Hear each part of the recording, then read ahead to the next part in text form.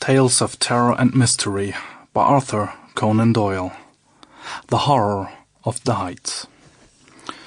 The idea that the extraordinary narrative, which has been called the Joyce Armstrong fragment, is an elaborate, practical joke, evolved by some unknown person, cursed by a perverted and sinister sense of humor, has now been abandoned by all who have examined the matter. The most macabre and imaginative of plotters would hesitate before linking his morbid fancies with the unquestioned and tragic facts which reinforce the statement. Though the assertions contained in it are amazing and even monstrous, it is nonetheless forcing itself upon the general intelligence that they are true, and that we must readjust our ideas to the new situation.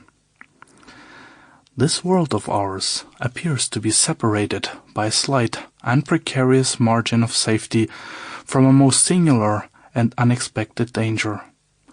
I will endeavor in this narrative, which reproduces the original document in its necessarily somewhat fragmentary form, to lay before the reader the whole of the facts up to date, prefacing my statement by saying that, if there be any who doubt the narrative of Joyce Armstrong, there can be no question at all as to the facts concerning Lieutenant Myrtle, R.N., and Mr. Hay Connor, who undoubtedly met their end in the manner described. The Joyce Armstrong fragment was found in the field which is called Lower Haycock, lying 1 mile to the westward of the village of Withyham, upon the Kent and Sussex border.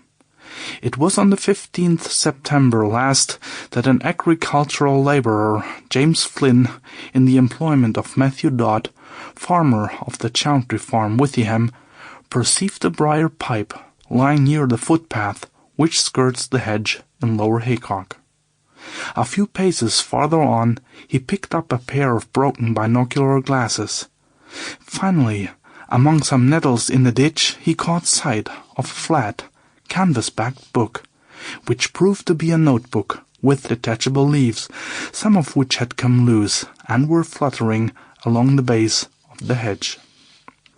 These he collected, but some, including the first, were never recovered, and leave a deplorable hiatus in this all-important statement. The notebook was taken by the labourer to his master, who in turn showed it to Dr. J. H. Atherton of Hartfield. This gentleman at once recognized the need for an expert examination. Sample complete. Ready to continue?